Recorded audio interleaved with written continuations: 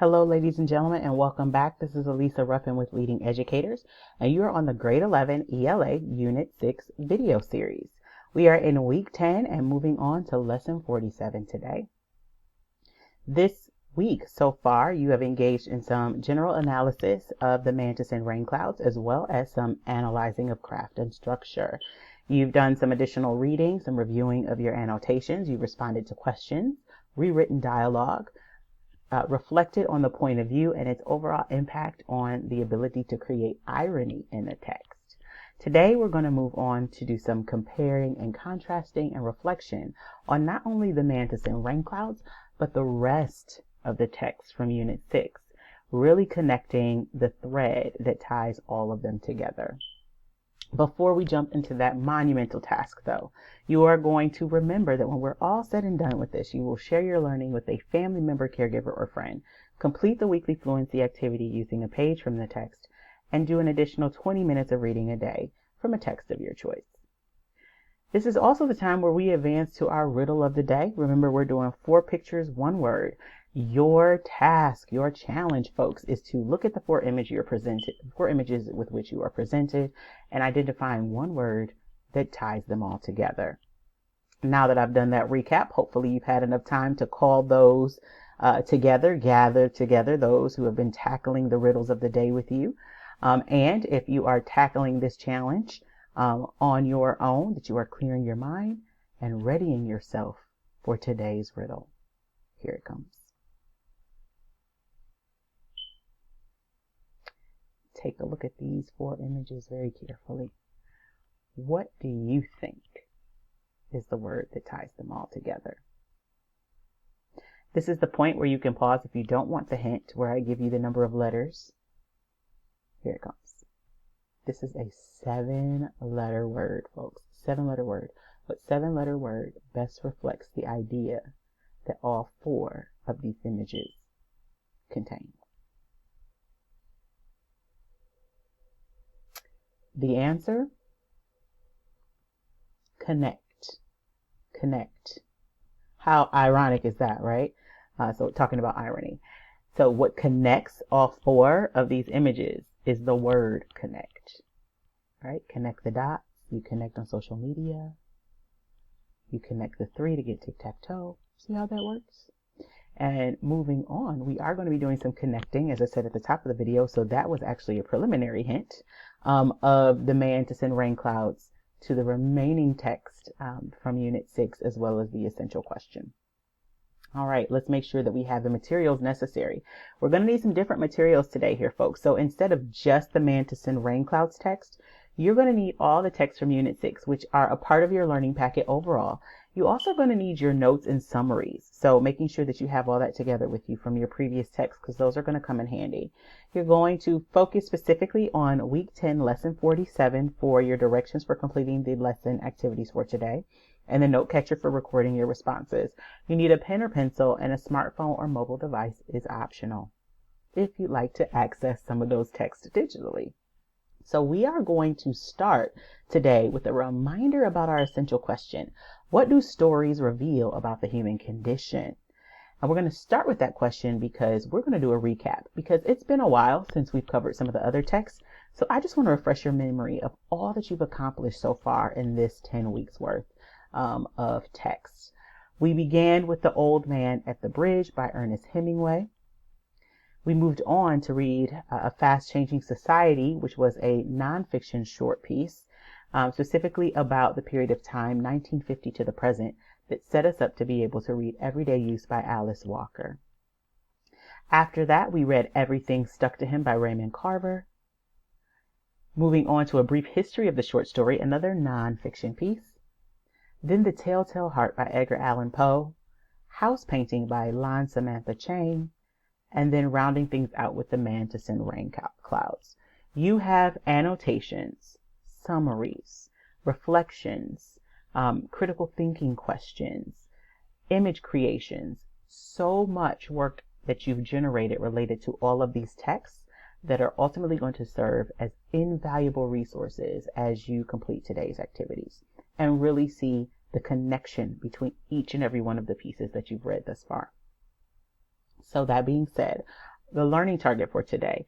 I can make connections between the text in Unit 6 and the essential question, guiding questions, and theme for the unit. Read, think, talk, write, close. We're definitely going to be engaging in each stage of this protocol today because it's going to help you get your arms around all of these texts at once. So some general questions to think about now that you've read all of the texts in Unit 6. How do stressful situations bring out the best and worst in people? How do fictional characters respond to life-changing news? And what do short stories reveal about the human condition? These are the big overarching questions for Unit 6. With a family member, caregiver, or friend today, you're going to talk about the questions. Which text from Unit 6 was your favorite? What character from Unit 6 text was your favorite? And what character was your least favorite? Right? You're going to explain your answer to all three of those questions and give your family member, caregiver, or friend an opportunity to do the same. Remember, for each text, you've been sharing your learning with a family member, caregiver, or friend, either through discussion and or sharing summaries or rewrites that you've done as a result of some of the lesson activities. So they probably have some favorites too, whether it's the character or the story. So it's important to not just share your point of view, but also out of curiosity, see what their favorite was and see if you guys have some things in common there. Record your responses in the note catcher. Then you're going to move on to the right section and you're going to actually select two characters from two different texts to compare and contrast using the chart provided to you in the right section to organize your thoughts. And then you're going to close, providing some more information about what text was your favorite to read in Unit 6 and why, and provide some actual examples from the text to support the reason why it's your favorite. And then respond by recording in the note catcher. All right, so I'm going to model for you how to approach the questions in the Think section today and the remaining parts of our routine for learning. So thinking today about the following questions. How do stressful situations bring about the best and worst in people? Again, this is according to all of the texts in Unit 6, keeping those under consideration. How do fictional characters respond to life-changing news? And what do short stories reveal about the human condition? Considering all three of these stories, here are the steps that you need to engage in order to fully be able to respond to each of these well. First, brainstorm the stressful situations or conflict. Another way to say that, conflict. We also called conflict tension, remember? So brainstorm the stressful situations, conflict, or even suspense presented in each of the stories, right? So all of the stories that we just went over and reviewed. That's step one. Step two, reflect on how the characters responded to that conflict, that tension, that problem, that suspense. And then review the aspects of the human condition each story revealed. If you recalled, these elements were a part of each of the lesson activities that you had to do for every text. So how characters responded, you can go through your first and close reads related to that. You can also go through your summaries. The summary is the quickest way to do that. If you wrote a really robust summary responding to the acronyms, using the acronyms that were required, then you can go back to your summaries and you'd be able to jog your memory right away about how those characters responded. Your annotations, like I said, from your first read and close reads also help to that end. And then in each lesson, you had to, each major lesson related to analyzing the text, you ended up having to identify or respond to the unit essential question related to that particular text. What aspect of the human condition does this story reveal? So you've already responded to that question. Go back to the lesson that has that question in it and review your response and look at the common themes in those responses to be able to provide a big picture view of Unit 6. So that's how you approach the thinking for today's Think section. Moving on to the right section where you have to do the compare and contrast chart.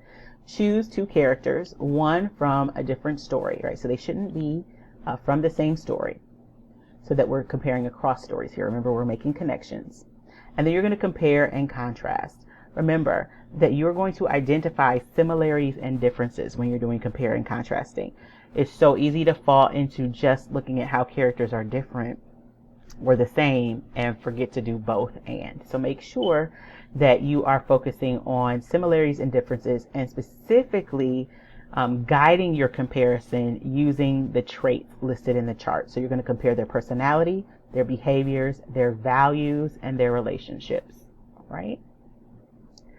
And then one place to start could be to be thinking about which characters from previous stories came to mind as you read stories for the remainder of the unit. So we started with Old Man at the Bridge, and then we moved on to additional stories. So were there times when you were reading one text and you kind of absorbed some of the themes and messages, looked at the behaviors of the characters, and you thought to yourself, wow, that reminds me of this character from that story?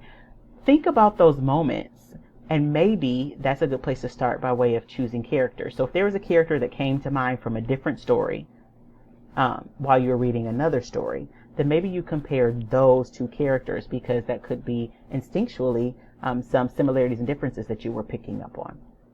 Right? And have fun with that. Maybe choose two characters that you think have absolutely nothing in common and really challenge yourself to find some pieces of commonality there. I can also use the idea of the human condition as a starting point to identify similarities and differences. Remember, the entire theme of the unit is the idea of the human condition. And the human condition, if you remember, is this thing that we share as human beings, whether it's experiences, relationships, emotions, and thoughts. And all of the characters are human beings, right? And so they experience the range of the human condition. So those are points of commonality too. So if you find some aspects of the human condition from each text, and identify those, then that's a clue as to which characters you can also choose. Those are some points of comparison as well. So some different ways to approach the right section today.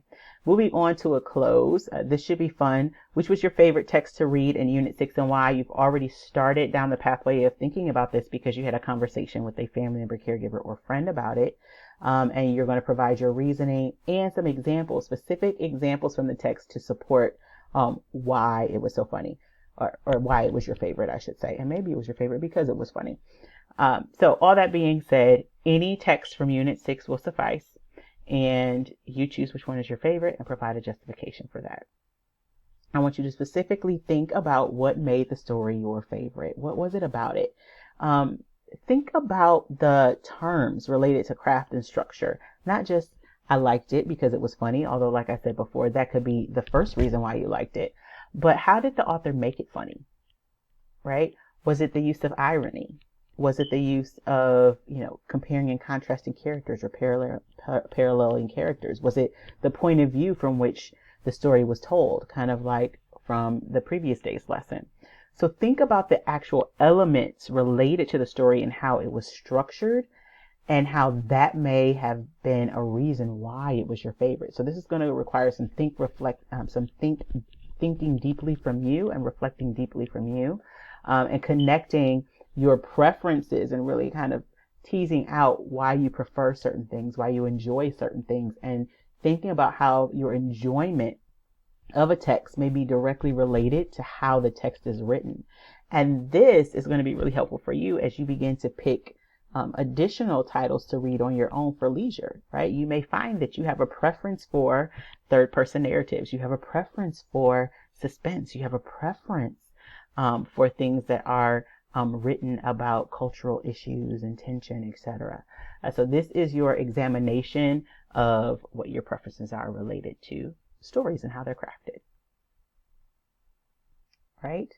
So we talked about point of view, we talked about irony, we talked about symbolism. If those things in the text are really what stand out to you and made something your favorite, use that language in your response. Not just, it's my favorite because I thought it was good, but use those terms that you've been grappling with, wrestling with, and learning about all across the Unit 6 to really help explain your point of view. All right, now it's your turn to do some analysis, or to begin your analysis of Unit 6. You're going to read text summaries written by you, the student, for Unit 6.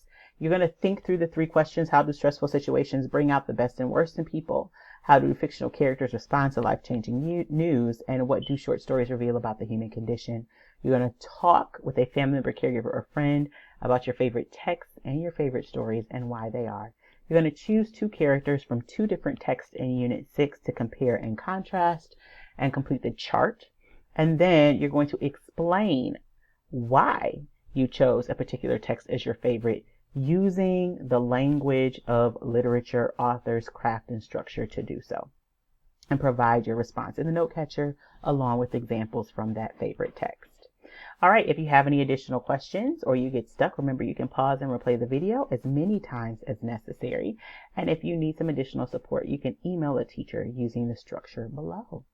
When you are all said and done for today, make sure you share your learning with a family member, caregiver, or friend, which is already built into the lesson, but continue to share. Complete the weekly fluency activity using a page from the text, and do an additional 20 minutes of reading a day of a text of your choice.